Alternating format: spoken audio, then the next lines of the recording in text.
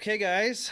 Well, thanks for joining us. I wanted to introduce our guest today on the Living CDA show. She is the owner of Pure Barre, Cycle Bar, and soon to be Stretch Lab here in Coeur d'Alene. Jaimee Cox. Hey, thanks for having me. Thanks for coming on. It's really, I know you're super busy. You got two up and running businesses right now that are probably full force, and you teach as well, right? Yep, teach the fitness classes, yep. And then you're working on a new little venture with the Stretch Lab. So really excited you're here with us, and excited to kind of learn about your journey and everything. Why don't you just give us a little background of who you are, where you're from, and then kind of what got you here? Okay, so born and raised in Coeur d'Alene, went to Coeur d'Alene High School, kind of always had that dream that I wanted to be a journalist, sports journalist specifically. So played a year of college soccer down in California at a small school, came back and transferred to University of Idaho. Really wanted to focus on journalism and loved to write and just love sports. And it's kind of one of those things that you graduate and you think, totally have my path, everything makes sense, and then it doesn't. I agree. To put it simply. Yep. I dabbled in the news industry for a little while. I love to write. I really enjoy, telling a story through writing. And you have to change the way you write, obviously, in television and news and stuff. And quickly realized that was not the path for me at all. And kind of went through one of those phases where you're a little bit lost and unsure, but you want to use your skill set somehow. And so fast forward several years, got introduced to Pure Barre in Seattle, took my first class, and was really intrigued. And we had moved to Houston for my now husband's job. He's from here too. He went to Gonzaga. Oh, nice. And yeah, that story can continue from there, but that's the background of where I'm from. That's kind of where you're from, how you got here. Yeah. So for people who don't know, can you explain what Pure Barre is? Not a drinking establishment, Often confused, yeah. Can you give a little background of that brand and what it is? Yeah, so Pure Barre is the leading bar industry leader. So bar oftentimes can be interpreted in a lot of different ways. There's a lot of different categories of that. So it's a non-impact kind of Pilates, yoga, fusion workout. It's very safe. Designed by women, typically for women, but a lot of times men come as well. And it really targets the small muscle groups that you miss in other forms of exercise. So we get a lot of people who might do CrossFit on the side, or CrossFit is their main and Pure Barre on the side, tons of runners, or it could be strictly your form of exercise. But yeah, so it was developed almost 20 years ago by a dancer, and then really created to cater to the masses. And I am the farthest thing from a dancer, so I always tell people that, because anybody can do it, truly. Gotcha. Yeah. You were a soccer player. Correct. Gotcha. Yeah. So you were in Houston? Yes. And when you were thinking about doing the Pure Barre and getting into that business, was that when you were in Houston, or was that the reason you came back? So yes, so we actually franchised 2 Pure Barres in Houston, in you did? Woodlands, Texas. Yeah. Oh. And I always kind of joke that after taking my first class in Seattle and then going to Houston, I kind of Shark Tanked my dad. I don't know if he really caught on to that at the time, but nice. I was young, 24, and had kind of an array of jobs and so trying to find out what you want to do was really hard. I think I think we can all look back at a time in our lives where you think you have it all together and then you're totally lost, and that was that point in my life. And so my husband's job had taken us there, and a studio was opening, and at the time when Pure Barre was owned by a different company, they were opening corporate stores. So a corporate studio was opening in the Woodlands, and I started working for Pure Barre corporate. And I kind of put a bug in the CEO's ear at that time. I said, if you guys ever want to sell this, let us know. And he kind of laughed, and 6 weeks later, on a Sunday, he called me. And I will never forget that phone call, because I was in California visiting a friend, and when I put that bug in his ear, I had no plan, no financial plan, didn't know how you get a loan. Yeah. Just assumed money grew on trees or something. Yeah. I don't know. And then wham, it was right there. So that's awesome. So you were working in the location. Yep. Got it. Were you Yep, teaching classes? Yeah. Okay. So thankfully I was well versed in the brand. And I was able to, one of the teachers there was a friend of mine, and we combined forces and went 50-50 partners. And she was rooted from Houston, big in the fitness industry. So we really complemented each other well because she had the accounting background. She had her master's in that. That's what she'd done, auditing, all of that stuff. And I kind of was more the front side PR hustler, I guess you would say. Yeah. And so it was a really great partnership for almost 5 years. Oh, wow. So did the Shark Tank pitch go good right off the bat, or? Well, not right off the bat. I should ask my dad, but it was probably 3 no's, and I didn't give up, and then got the yes. And I mean, we treated it just like a business transaction. I mean, he isn't always the biggest risk taker, but he believed in what we were doing. And, I was really transparent with everything to show him and paid him back every penny. And That's awesome. here we are. Are you still part owner in those, or? No. So when we decided to move back to Coeur d'Alene, we sold our interest to my old partner's name is Heather, to her best friend. So they have opened another location. So they have 3. We had 2. And, they're rocking it. So what brought you back to Coeur d'Alene? You just start to appreciate a small town after Houston was great. Great place for jobs, really nice people. Actually, a lot of U of I grads somehow make their way to Texas. So ran into a lot of friends. Yeah, I've noticed that. Who the jobs are great. Austin is big. Yeah. Cost of living is pretty good down there too. Yes. Isn't it? Very. Yeah, you get yeah. a lot for your money. I'm sure you probably have researched that and seen it. Yep. But yeah, you just start to miss small town. I think the best thing was leaving for a while and experiencing and kind of a new form of education by meeting new people and awesome friendships. And it was just kind of felt right. So it was about that time that corporate was getting acquired by a new company. And I said, hey, do you guys do the market analysis? Do you think Coeur d'Alene would be ready? And had it been 2 years prior, I still don't think our town would have been ready for Pure Barre yet. And all the stars aligned, and it took a long time to find a location, but made our way back. That's awesome. Yeah, no, that's an awesome story of being out there on your own, kind of getting, trial by fire education in business. And I know, like, for me personally, I knew what the Pure Barre brand, and I had heard of it. I went to college with Sammy over in over in Seattle. So I had kind of seen in Facebook that brand and what she was doing over there. So when you were coming back, I recognized the brand. I was like, yeah, I think that probably do well here. But what I wanted to kind of touch on with you is when you opened, I mean, personally watching it from social media and everything, I feel like you did a really, really, really good job of marketing and promoting prior to opening, which I think would be good for you to kind of talk about a little bit tactically for people who listen or watch that are thinking about starting a business, and kind of what you did to create that buzz. And so when you opened the doors, you actually had business set up. Right. I think that's the scariest thing, is opening your doors and, hoping people show up, like your product, like your efforts. I think I learned a lot in Houston. Had I not had that experience, I wouldn't have understood the importance of marketing. And marketing is so much different than it was. It's not just having, and I kind of joke on this too, a fancy sign on your door, because we actually didn't have a sign at Pure Barre. I think you knew about this. We called it the saga of the Pure Barre sign for almost a year. And it's about investing in the community and showing your brand the best you can. I mean, they're only going to get the real experience when they get in your 4 walls. But I think I really wanted to show people of all fitness backgrounds, truly all backgrounds, that the workout was tough, but safe and fun. And if you can combine all of that, people will stay.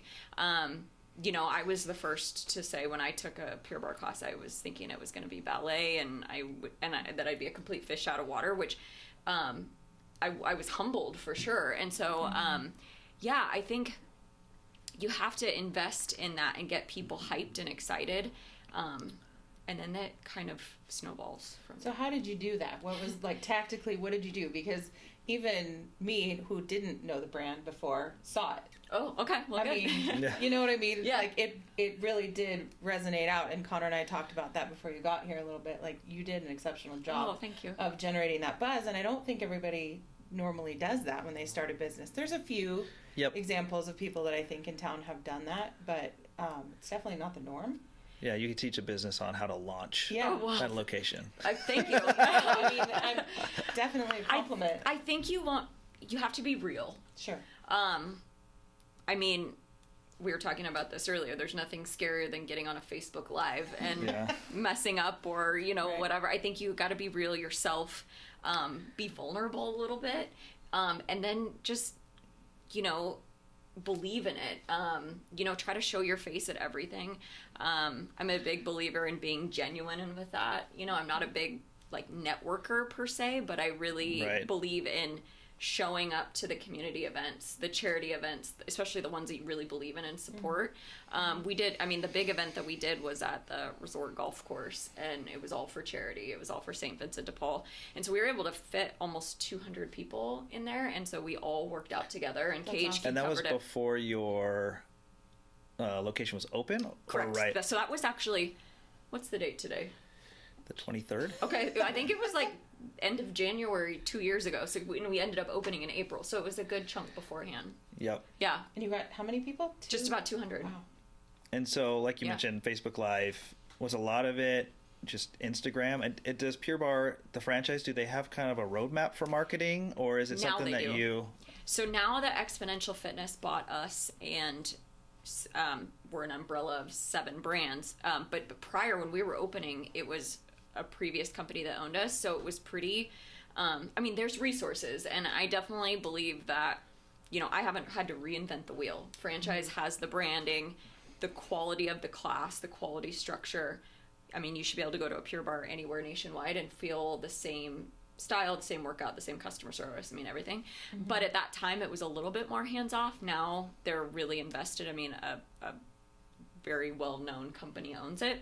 But I just kind of did trial and error, Just truly. Instagram posts, Yes. stories, Anything Facebook? I could think of. I just tried to take a step back and think, if I was the consumer or, had no idea what this was, what would I want to know? Yeah. And that's how I had to process every day. So was it just you? For several months, yeah. Okay. My husband loves strategy and marketing and sales and all that stuff. So behind the scenes, he was definitely feeding ideas. I feel like everybody was at the time. Dad with the You loan. should- Yeah, you should seriously. do this. It was a team effort. But then I started hiring staff, and they were going to training in Denver. And so there's a cool story right there. How did they get involved? And I, have my original teachers, and it's, so they all have cool stories too. So you just have to think, what would you want to know? Yep. And that's kind of like me when I started in real estate, 4 or 5 years ago. It's like, how can I get my message and what I do, my brand, out to the community without spending a lot of advertising money? Totally. Because, I was on a shoestring. Yep. I was pretty much unemployed at that time. Coming into Yeah. to real estate, which is full-time, full commission, it's like sink or swim. And it's yeah. like, well, you got to leverage social media. And then, you did that to the max too, I think. So did you hire a bunch of teachers right out of the gate, or did you open with just you? How did that look? yeah. Because adding people as staff right away, that adds a whole another set of challenges, I'm sure. Not just paying them, but finding the right people, getting them. There's a lot. I could go on about staff. I think that goes before marketing, truly. If I were to rank things, I have been so lucky. Several of the instructors that I first met with, I knew what I needed to look for because I'd had instructors in Houston. And a couple friends, we joke that I sat down with them for coffee, and next thing I know, they had a ticket to Denver the next week and didn't really know what they'd signed up for. They're like, wait, what? Yeah, seriously, they were kind of, I knew they could do it. They were into fitness, go-getters, hard workers, and would really understand that we're there for the clients, And if people have those, qualities, they're going to do well. You can't kind of want that for somebody. They have to, Sure. you don't, fitness is just, it's so, it gets real personal for people too. You get to know people really well. And so you want people that are people as well, you know? So, yes, I hired staff. We signed our lease in December, I guess that was 2017. And the building, I'm sure you're well aware of what it is, but it was one of those buildings that you pass probably on 4th Street 100 times and didn't know it was there, myself included. And was it American Legion or something before? It was a government building at one time too. Say, yeah. It was like an insurance. I don't know. I think it'd been a lot of things. Yeah. I loved it because I live in Midtown, so I was like, more brands. Yes, come on. Yes, totally. And it had a parking lot, which is very uncommon too for that area. It needed some love. I remember walking in the doors and was like, oh my gosh, this is a gut job. But our landlords had the same vision we did, and they were all on board. I mean, it really was awesome how that worked out. And redid it, and now it's beautiful on the inside. And, you know, we have neighbors next to us that have a beautiful building and business as well. And so, about December is when I started hiring the staff. And, most of them went to training in Denver then, and I was like, look, this gives you lots of time to prepare. We're going to have events ahead of time, but this allows you to be the best instructor you can be, because you got 4 months to prep, and they were all on board with that. And then hired a few more, and then really hired with kind of minimal staff for opening, because I wanted to find the right people, and I had referrals, and next thing you know, we had front desk staff that were awesome and still there as well. And didn't open with a manager. I kind of led that. And then by early last year, added the management role, which was great. But yeah, I think staffing is so important. You have to invest in your people and make them want to be there. Yeah. It's your brand on the ground, you know, face to face every day. And it sounds like you have pretty good retention. Yeah. And so that's... Yeah, we've been very lucky. That's awesome. So I have a question for you. What if you could think of one thing that you know now that you wish you knew 2 years ago? I'm sure there's lots of things. Like, what is that thing that you're like, gosh, if I'd only known? So I have learned about myself. I'm a control freak. Perfectionist in some things, but kind of loosey-goosey in others. I think you kind of are one person or the other. You can either thrive in chaos and make in the moment decisions, or you're really methodical. I definitely shoot from the hip. I'm totally admitting that. I think I probably would have delegated sooner. I mean, now that I have, it's really cool to see our team take ownership over whatever project that is or strength of theirs. I mean, I let them communicate ideas to me. I mean, we have all this training through the franchise and webinars weekly I have to keep up on. And I'll say, what do you guys think of this? How do we shape it to fit Coeur d'Alene? And they have great ideas.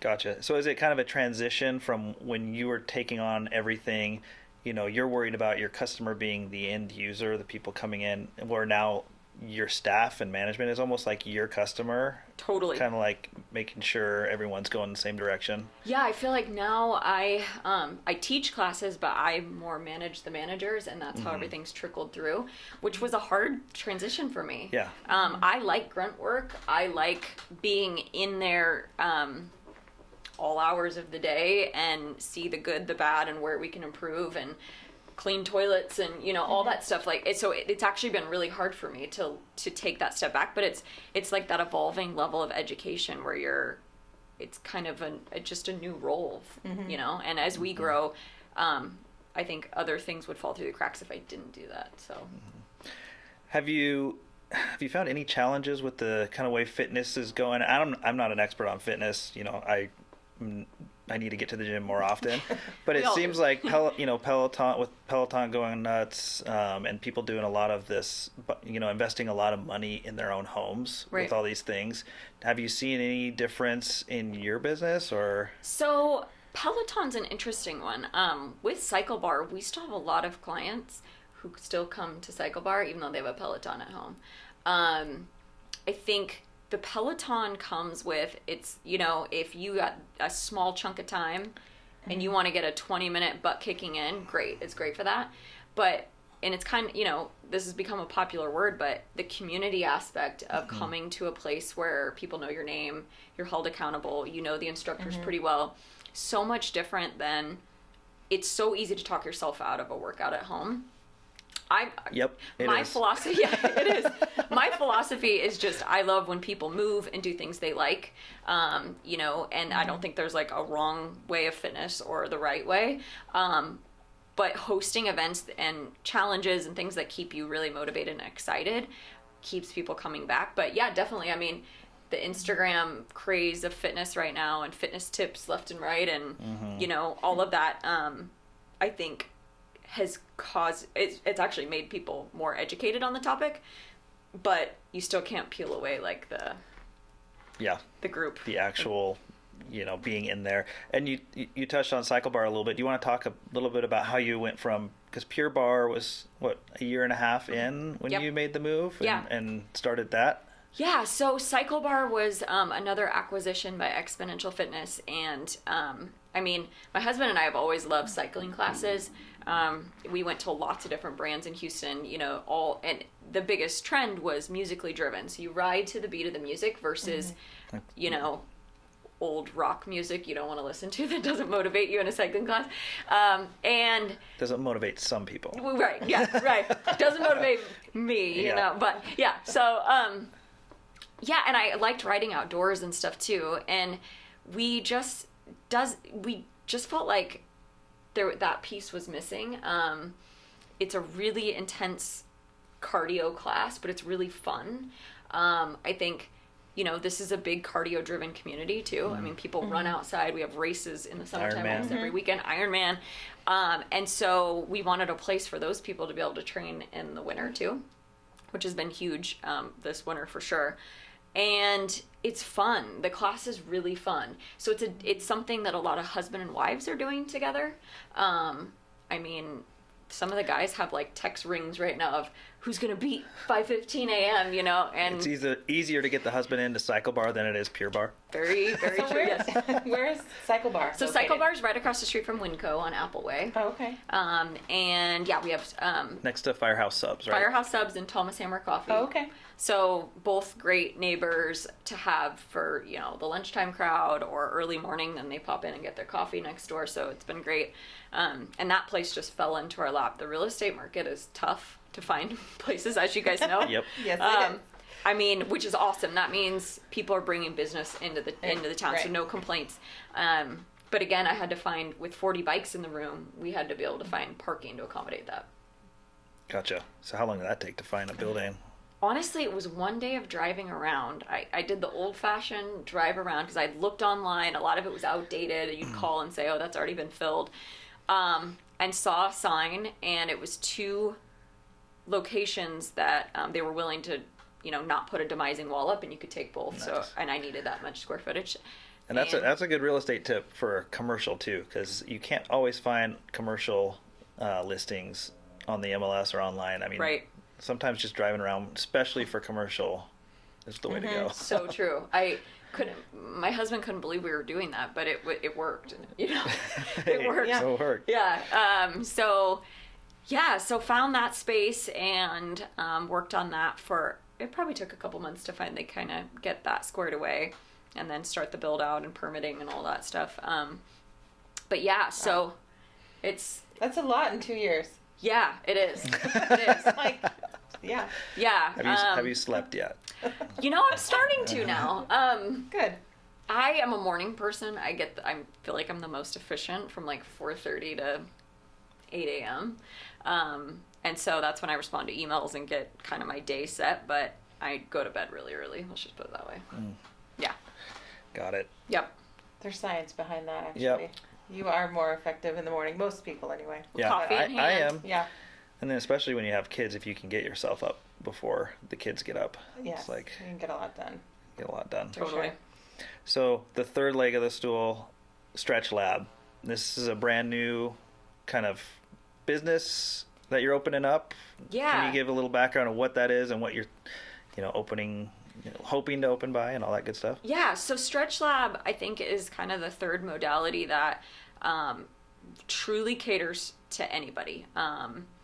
There's only about 40 or 50 currently open nationwide, where Pure Barre and Cycle Bar. Pure Barre's almost to 600. I think the last number read was 580-ish, and Cycle Bar is past 200.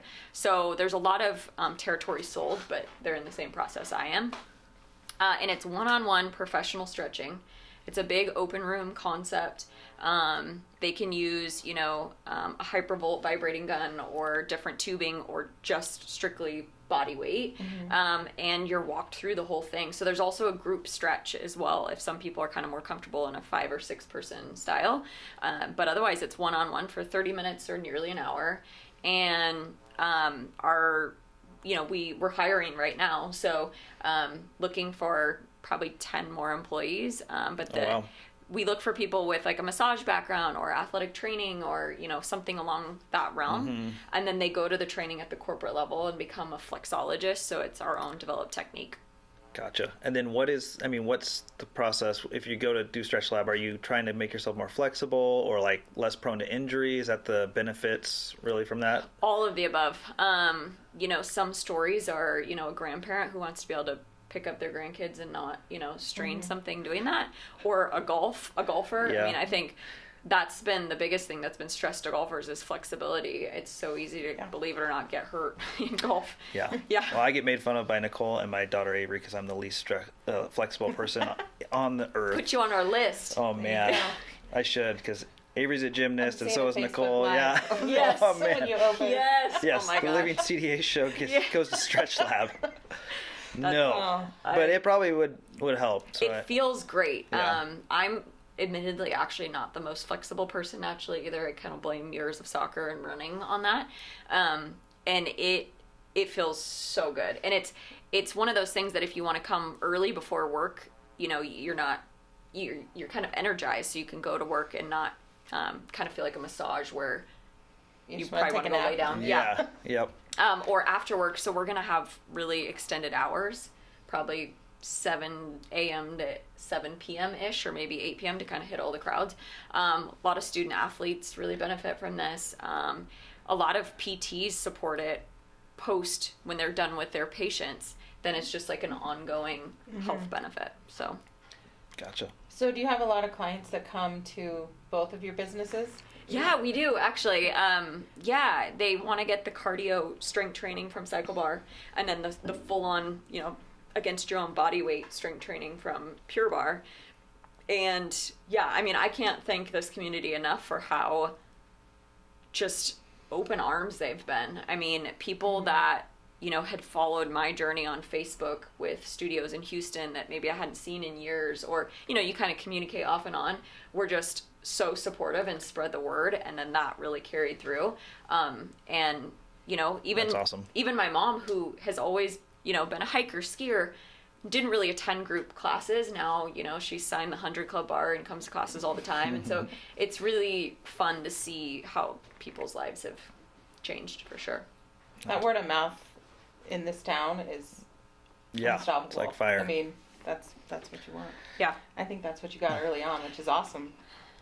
Cool. So before we jump into the local faves segment, I just wanted to kind of circle back because I think it'd be really valuable for people listening who may be starting a business in Coeur d'Alene, and I may be doing this selfishly because Nicole and I are going to be opening a little side business here in the spring. Okay.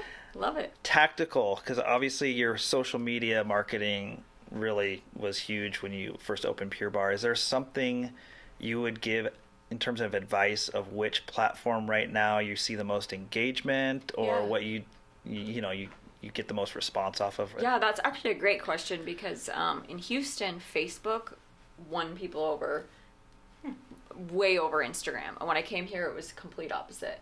I now have a social media manager who's taken on all 3 brands. She actually also teaches Cycle Bar for me as well, so it was a really awesome connection.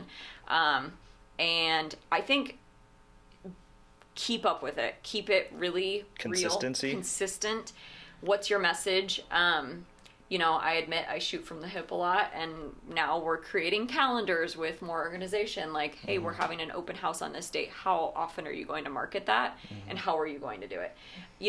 Instagram stories are the biggest win.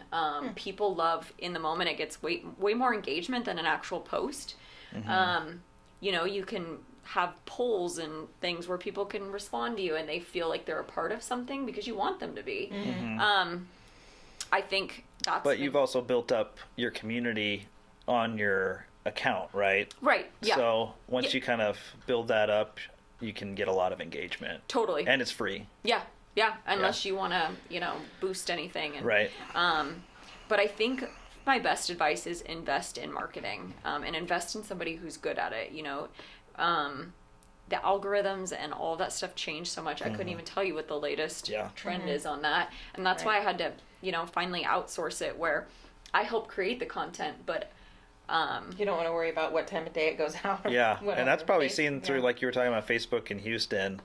That's about when they, put the clamp down on Facebook's algorithm. So then you went over to Instagram at the right time. Yeah, Instagram's great.